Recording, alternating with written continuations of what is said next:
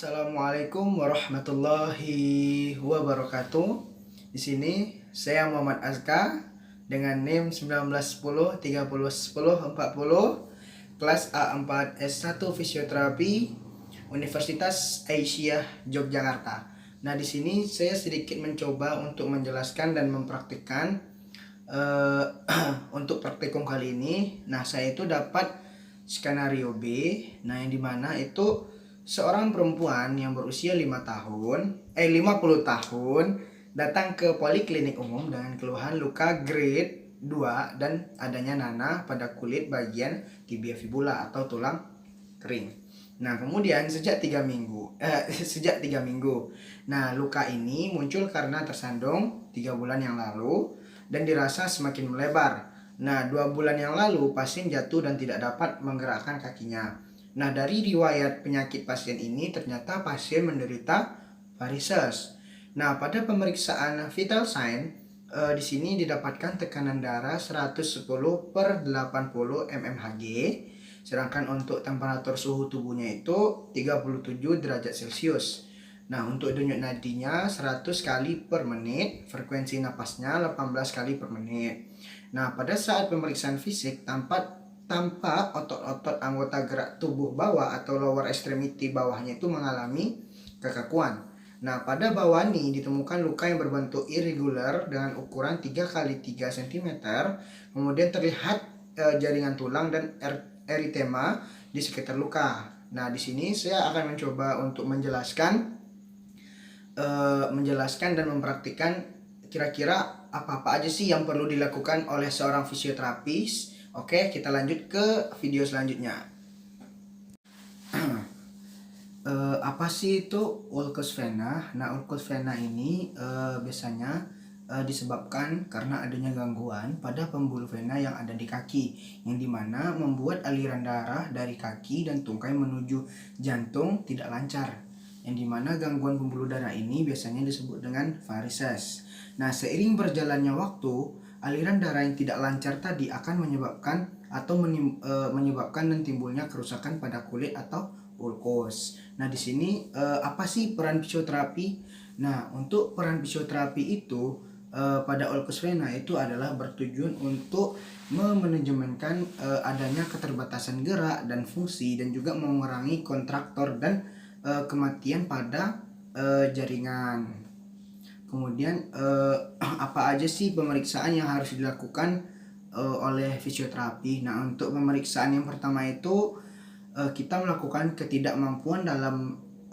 pemeriksaan ketidakmampuan dalam menggerakkan otot yang dilakukan dengan melakukan pemeriksaan EMT dan dengan gerakan movement, passive movement, yaitu si terapis yang mencoba untuk menggerakkan pasien untuk menilai kekuatan otot pasien seberapa gitu. Kemudian untuk pemeriksaan kedua itu pemeriksaan LGS, yaitu lingkup gerak sendi, untuk menilai lingkup gerak sendi. Nah, karena pasien tidak dapat menggerakkan kakinya, sedangkan MMT tadi, manual muscle testing tadi, untuk menilai kekuatan otot si pasien karena pasien mengeluhkan kekakuan pada ototnya. Nah, kemudian untuk pemeriksaan yang ketiga itu pemeriksaan antropometri atau nyeri. Nah, di sini saya menggunakan VAS atau Visual Analog Scale, yang dimana itu ada nilainya dari 0 sampai 10, 1 sampai 4 itu dia nyeri sedang. Kemudian dari 5 sampai 9 itu nyeri, dari 0 itu tidak nyeri sama sekali. 1 sampai 4 itu nyeri ringan. 5 sampai 9 itu nyeri sedang, sedangkan 10 itu nyeri sangat nyeri. Nah, jadi kemudian kita masuk ke diagnosa dengan konsep ICF. Nah, di ICF itu kan kemudian yang pertama itu ada namanya body structure, yang dimana kerusakan pada kantung vena bagian tibia fibula di bawah bagian ini, tempat dimana luka pasien tadi. Nah, setelah itu ada body function, yang mana mengalami kekakuan pada otot lower extremity-nya, dan lingkup gerak pada sendi itu dia berkurang. Kemudian ada namanya functional limitation, yaitu keterbatasan fungsi karena LGS-nya, lingkup gerak sendi tadi, menurun dan adanya kekakuan pada otot. Nah, si pasien tadi kan tidak dapat menggerakkan tubuh bagian lower extremity-nya karena mengalami kekakuan pada otot sehingga menyebabkan keterbatasan pada saat bergerak untuk melakukan kegiatan sehari-harinya. Kemudian ada namanya participation restriction atau hal-hal yang mempengaruhi kehidupannya sehari-hari, seperti berjalan aja kan si pasien susah nih. Kemudian tidak bisa berolahraga seperti biasanya. Kemudian tidak bisa melakukan pekerjaannya sehari-hari. Pokoknya kegiatan yang dia lakukan sehari-hari, baik itu mencari nafkah atau memasak atau apa. Nah, kemudian kita lanjut ke intervensi pasien. Nah, jadi intervensi ini dia berguna untuk melatih otot-otot yang tadi mengalami kekakuan dan membantu untuk lingkup gerak sendinya tadi supaya menjadi lebih baik dan kembali ke seperti semula lagi.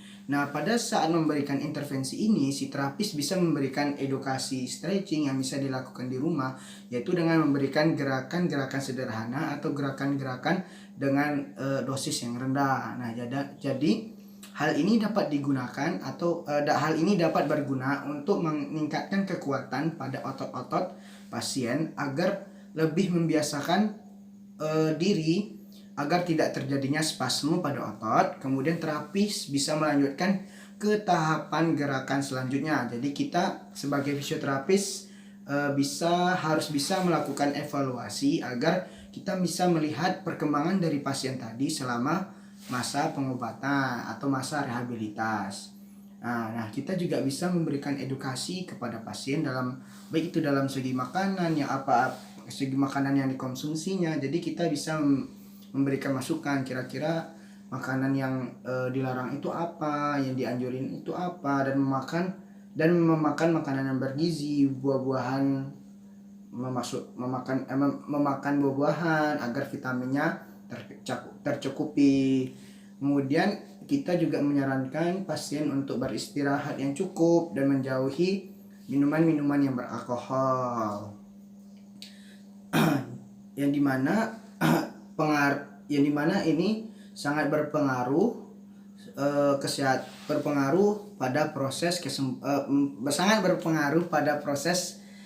dalam proses kesembuhan pasien. Nah, baiklah, di sini saya akan mencoba untuk melakukan asesmen di skenario yang B. Nah, yang pertama itu kita akan menanyakan kepada pasien. Oke, langsung saja. Apakah ada yang dapat saya bantu? Saya mempunyai keluhan sakit pada kaki saya.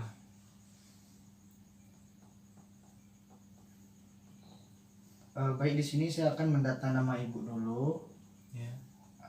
Apakah boleh? Boleh. Oke. Nama lengkap ibu siapa ya? Nama lengkap saya Siti. Siti. Ya. Kemudian umur ibu? Umurnya 50 tahun.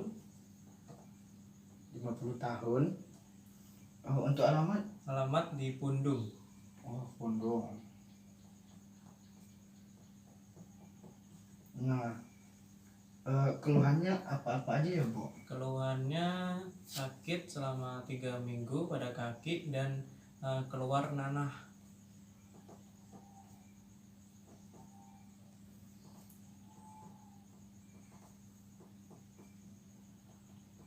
Ini di kaki bagian mana ya, Bu?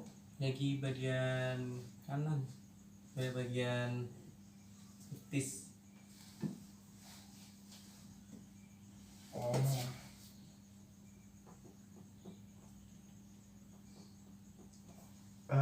Ini awal sejak kejadian lukanya dari kapan ya, Bu? Awalnya tuh dari 3 bulan yang lalu saya pernah terjatuh. Nah, terjatuh itu dan 2 bulan setelahnya saya terjatuh lagi, dan sejak 2 bulan itu kaki saya tidak bisa digerakkan kembali.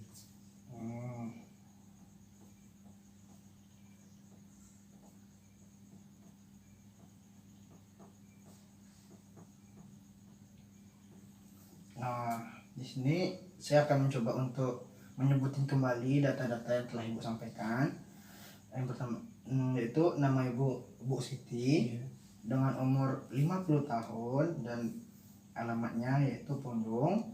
Nah untuk keluhannya itu kaki ibu sakit selama 3 minggu di bagian kaki sebelah kanan dan telah mengeluarkan nanah ya bu. Iya. Nah dan kemudian awal lukanya itu 3 bulan yang lalu ibu pernah terjatuh.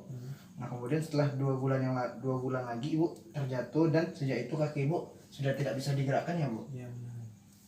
Mungkin sekian saja asesmen atau tanya jawab antara pasien. Lebih dan kurangnya kita ke video selanjutnya. Baiklah, di sini saya akan melakukan pemeriksaan nyeri dengan menggunakan VAS atau Visual Analog Scale. Yang dimana di sini ada angka dari 0 sampai 10. Nah, di sini saya nanti akan meminta kepada pasien untuk memegangnya. Nah, di sini kan ada 0 sampai 10 nih. 0 ini sampai 4 itu dia nyeri ringan. Dari 5 dia ke 9 itu nyeri sedang. Nah, untuk ke 10 itu dia nyerinya nyeri sangat gitu. Oke, langsung saja kita coba ke pasiennya. Ya, kameranya dimundurin dulu. Oke. Pak, di sini saya akan melakukan pemeriksaan nyeri dengan menggunakan alat ini. Nah, nanti saya meminta Bapak untuk memegangnya. Dan di sini kan ada angka nih, Pak. Nah, ini 0, ada angka dari 0 sampai 10. Nah, 0 ini tidak ada nyeri sama sekali, Pak. Bu, nah dari 1 sampai 4 itu dia nyeri ringan. Kemudian dari 5 sampai 9 itu nyeri sedang. Sedangkan 10 itu dia nyeri sangat nyeri. Nah, di sini saya nanti meminta kepada Bapak untuk menunjukkan seberapa nyeri pada saat pemeriksaan rasa nyeri ini. Bisa ya Pak? Bisa. Oke. Kita mulai ya Pak. Ini kita mulai dari 0. Nah, ketika posisi Bapak saat ini, Bapak merasakan rasa nyeri atau tidak? Kira-kira nyerinya seberapa? Oh, ini 4, berarti masih nyeri sedang ya Pak? Bu. Oke, nah di sini saya mencoba untuk menggerakkan sedikit di bagian luka yang Ibu alami. Saya gerakin dikit ya Bu. Kalau sakit langsung itu Bu.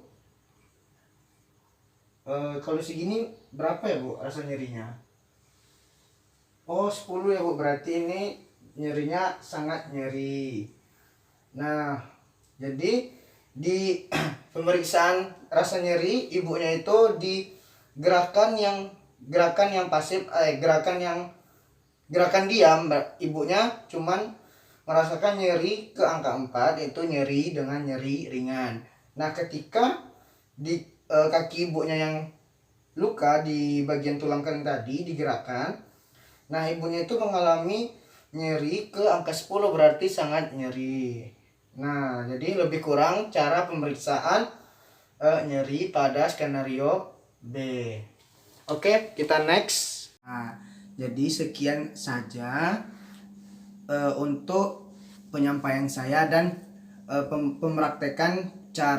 pemraktekan pemeriksaan rasa nyeri tadi. Lebih dan kurangnya saya mohon maaf. Wabillahi taufiq wal hidayah. Assalamualaikum warahmatullahi wabarakatuh.